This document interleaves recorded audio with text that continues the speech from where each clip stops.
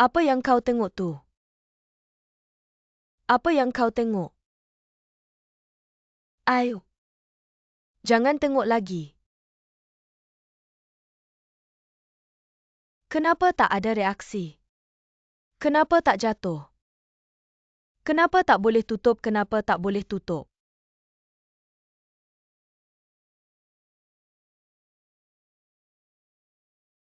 Mama kenapa?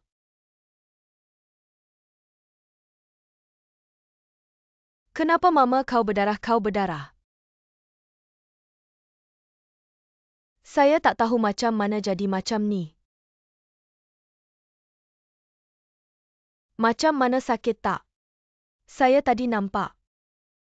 Maaf mama.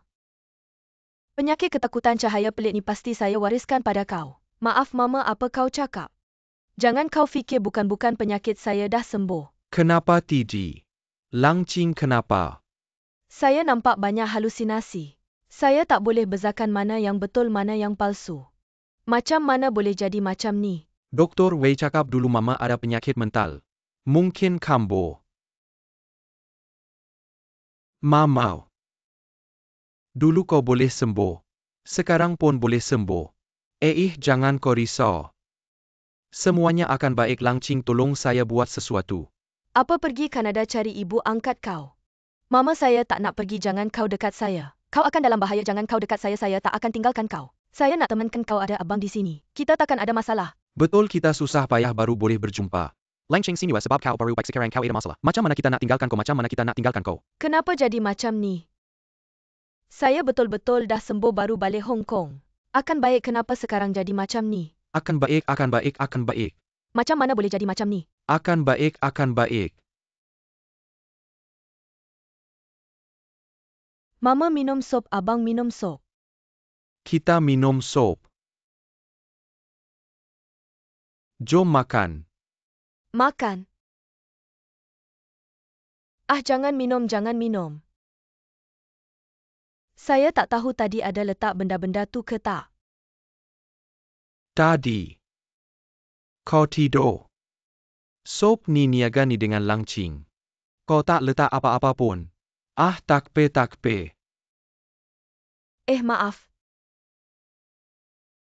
Maaf ya. Maaf. Ma. Dah makan ubat ke belum?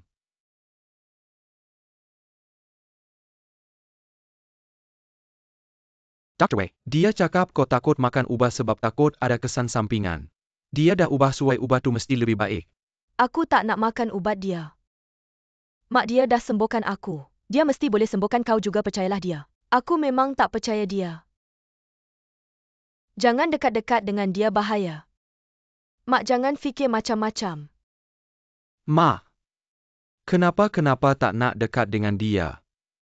Dia ada masalah apa? Apa ni? Kau betul-betul ingat aku gila ke? Sekarang apa aku cakap pun kau tak percaya. Tak. Taklah mak, aku memang nak macam ni. Taklah mak.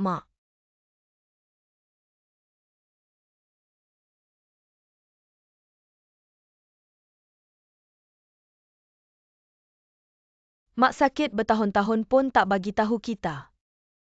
Dia hadap sorang-sorang selama ni. Sekarang dia tak sorang dah. Dia ada kita di samping dia. Sokongan kita sangat penting untuk dia. Tahu tak Dulu Dr. Wei guna rawatan keluarga untuk sembuhkan aku. Dia memang pandai. Sekarang mak tak nak makan ubat, aku nak jumpa dia cakap. Orang kat casing phone tu aku ke? Yalah. Bila kau ambil gambar ni?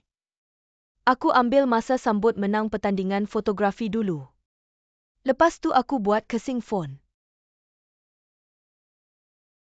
Jadi hari kau dapat anugerah tu kau lah. Hari kau kena aksiden pun pakai casing ni.